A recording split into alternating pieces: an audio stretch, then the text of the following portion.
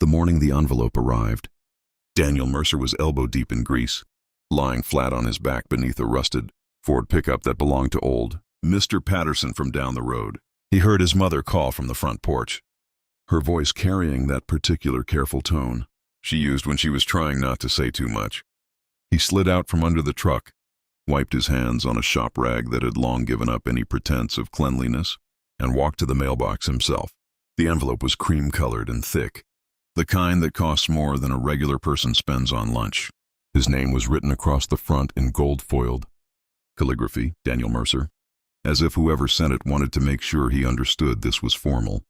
This was deliberate. This was not an accident. He turned it over. The return address read, Lauren Calloway Bennett. His chest did something complicated and quiet, the way an old wound does when the weather changes. He stood on the dirt driveway of his mother's house in Clarksburg, West Virginia, in his oil-stained jeans and worn boots, and he opened the envelope. Inside was a wedding invitation, ivory cardstock with gold print, asking him to celebrate the marriage of Lauren Marie Calloway to Preston Andrew Bennett. Third, the ceremony was scheduled for 6 weeks from Saturday at the Grand Harrington Hotel in Charleston. There was even a handwritten note tucked inside. In Lauren's looping, confident handwriting, I hope you can make it, Danny. No hard feelings. No hard feelings. He read those 3 words 4 times. Then he folded the note, put it back in the envelope, and walked back inside without saying a word to his mother. He and Lauren had dated for 3 years. 3 years of her driving up to Clarksburg from Charleston on weekends because he couldn't afford to meet her halfway. 3 years of him working double shifts at the auto shop, hoping to save enough to build something real. 3 years of promises he'd made and meant with everything he had. He had loved Lauren with the particular desperation of a man who knows he is punching above his weight and tries to compensate with devotion. He cooked for her. He remembered every small thing she mentioned she liked. He drove 4 hours round trip in a truck with a cracked windshield just to bring her soup when she had a cold. The breakup came on a Tuesday evening, 2 years ago, almost to the day. She sat across from him in his kitchen. His mother's kitchen, really, because he'd moved back home after the shop he worked at downsized.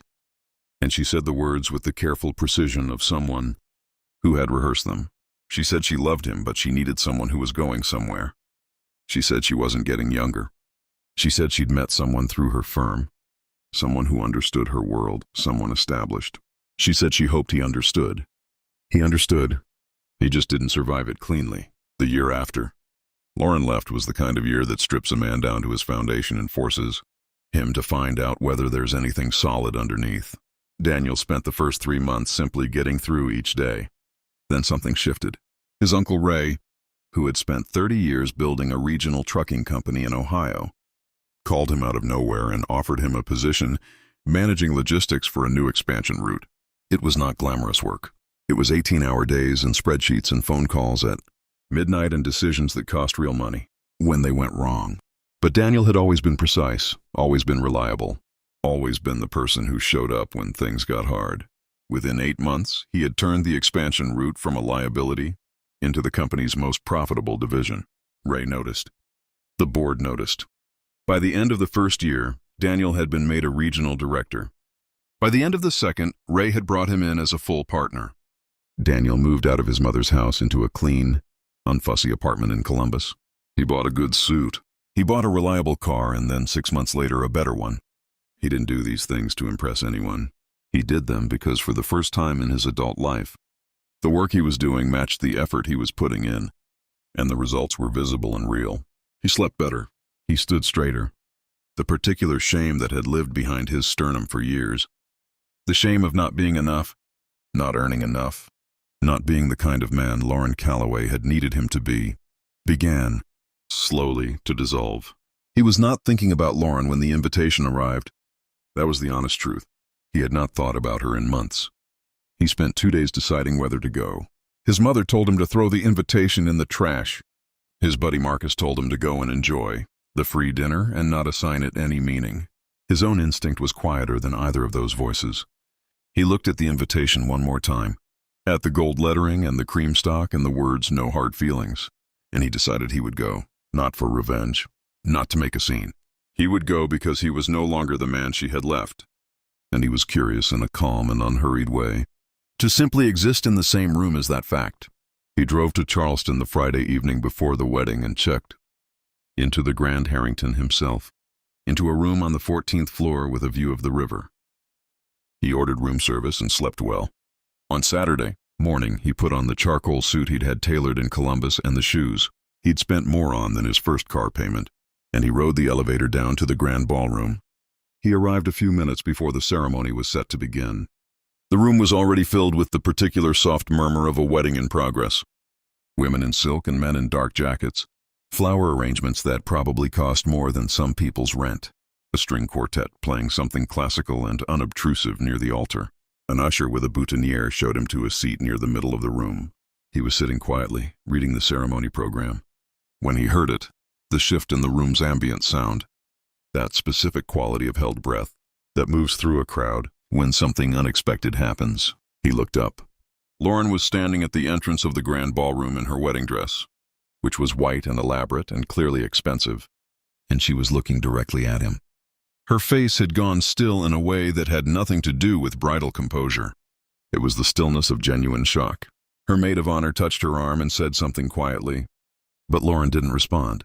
She was looking at Daniel, the way you look at something that doesn't fit inside the reality you've carefully constructed, trying to reconcile what she was seeing with what she'd expected to see. Daniel held her gaze for a moment. Then he smiled, not a triumphant smile, not a cruel one, just a genuine, settled smile, and he gave her a small, courteous nod. The way you acknowledge someone you once knew well and now regard from a comfortable distance. Then he looked back down at his program. He heard the music begin, the formal swell of the processional, and he stood with the rest of the room. He watched Lauren walk down the aisle on her father's arm. She was beautiful. She had always been beautiful. He noticed that about her the same way he might notice good weather, as a fact, pleasant and unremarkable.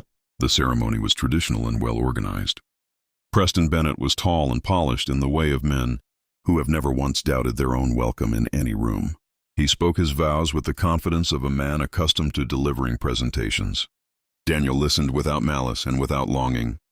At the reception, he found his assigned seat at a table near the back. He noticed with a flicker of dry amusement that Lauren had placed him strategically out of the way, expecting, perhaps, a smaller and more diminished version of the man she'd known to arrive and sit quietly and leave early.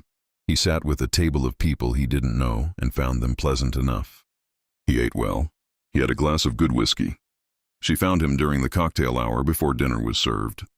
She crossed the ballroom with the careful deliberateness of someone who has made a decision and is committed to it.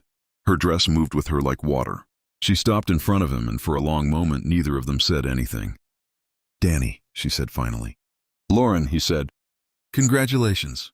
She looked at him, really looked at him, and he could see her doing the inventory. The suit, the ease in his posture, the absence of the anxious, apologetic energy that had once defined him in her presence. "You look," she started, and then stopped. "I'm well," he said. "Things have been good." "I heard you're working with your uncle's company," she said. Her voice had that careful, controlled quality it took on when she was managing a situation she hadn't anticipated. "Partner," he said simply, not to wound her, just because it was accurate. Something moved across her face, not regret exactly. Lauren Calloway was not a woman who permitted herself regret in public, but something adjacent to it. An awareness, a calculation being revised. She glanced back toward the table where Preston was holding court with a cluster of colleagues, comfortable and oblivious and entirely in his element. "I'm glad things worked out for you," she said at last. "I am too," Daniel said, and he meant it without any edge at all. She searched his face for bitterness, for the particular satisfaction of a man enjoying a reversal of fortune at someone else's expense. She didn't find either. What she found instead was something harder to manage than anger. She found indifference, the genuine kind, the kind that can't be performed. She found a man who had healed so completely that her choices had become simply a part of his history, not an open wound she still held power over. She excused herself after a moment, and Daniel watched her walk back across the ballroom toward her husband and her guests and her expensive, well-organized life. He felt nothing complicated. He felt the quiet satisfaction of a man who has done the interior work and come out the other side of it whole. He stayed through dinner, toasted the couple with the rest of the room, and left before the dancing began. He drove back to Columbus the next morning, windows down. The early October, air coming off the Ohio hills, clean and cold and carrying the smell of changing leaves. He stopped for coffee at a diner outside Parkersburg and sat at the counter and read the news on his phone, like any ordinary man on an ordinary Sunday. And the entire landscape of his life felt exactly as it should. Earned, quiet, sufficient, and entirely his own. 3 weeks later, he got a text from a number he didn't immediately recognize.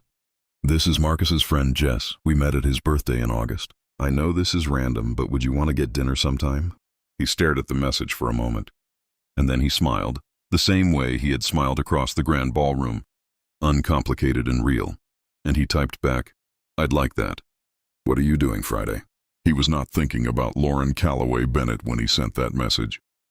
He would not think about her again for a very long time.